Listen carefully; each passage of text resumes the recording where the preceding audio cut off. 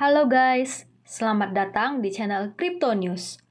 Channel ini adalah channel yang menyampaikan berita-berita penting dan terupdate dari sumber yang kredibel mengenai cryptocurrency.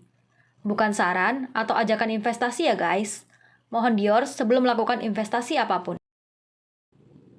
Hari ini kita akan bahas perbedaan antara market correction dan bear market. Yang pertama, apa itu market correction? Market correction adalah penurunan harga jangka pendek setelah harga naik terlalu cepat. Market correction adalah penurunan harga yang tajam, tetapi hanya dalam periode pendek sebagai respon terhadap pasar yang overbought atau overvalued. Dengan kata lain, pullback dari recent high memungkinkan pasar untuk menikmati keuntungan dan riset lagi untuk posisi yang lebih tinggi. Umumnya, ketika market turun 10% atau lebih setelah recent high, hal ini dianggap sebagai market correction. Namun, angka 10% bukanlah angka yang pasti. Terkadang, koreksi bisa 3%, terkadang bisa 20%, umumnya, market correction ada di range 5-10%. Koreksi hampir selalu terjadi ketika ekonomi berkembang. Karena investor overconfident dan mendorong harga aset menjadi terlalu tinggi.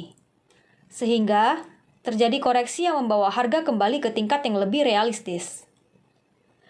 Koreksi pada pasar saham biasanya terjadi setiap 2 tahun. Tetapi, karena pasar kripto lebih fluktuatif, koreksi harga cenderung lebih sering terjadi. Tidak ada jadwal pasti untuk market correction pada kripto. Sehingga, koreksi dapat terjadi dalam hitungan hari, minggu, atau bulan. Terkadang bahkan dalam hitungan jam. Yang kedua, apa yang menyebabkan market correction? Beberapa hal yang memicu terjadinya market correction adalah over antusias dari investor, ketidakpastian regulator, atau aksi jual yang tinggi. Beberapa pemicu yang paling common adalah yang pertama, spekulasi dan semangat yang berlebihan.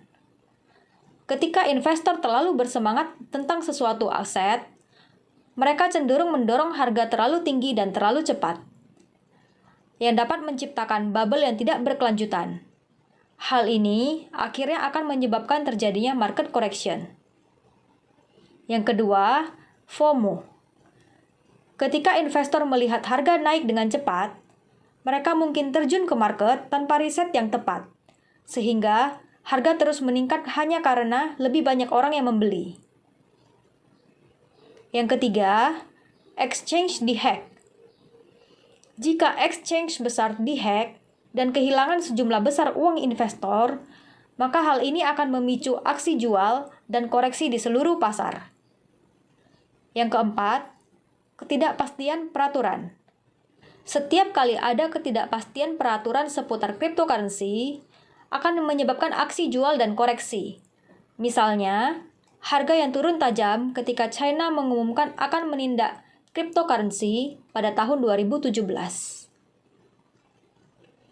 Yang ketiga, apa itu bear market?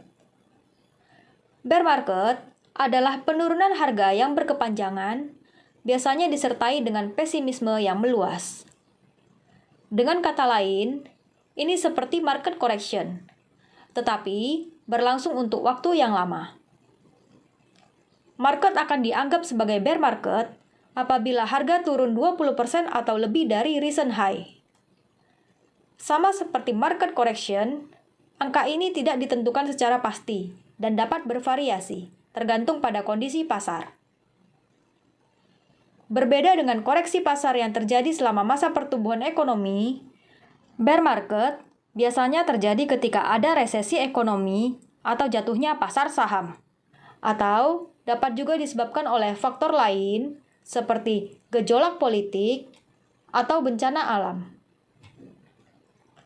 Durasi bear market bisa sangat bervariasi, mulai dari beberapa bulan hingga beberapa tahun.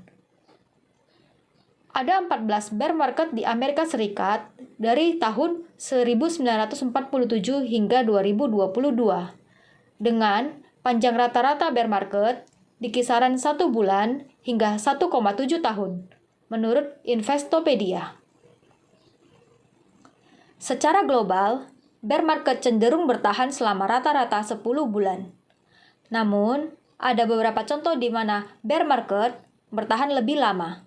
Misalnya, crash crypto winter tahun 2013 hingga 2015 yang berlangsung selama 415 hari atau kurang lebih 1 tahun.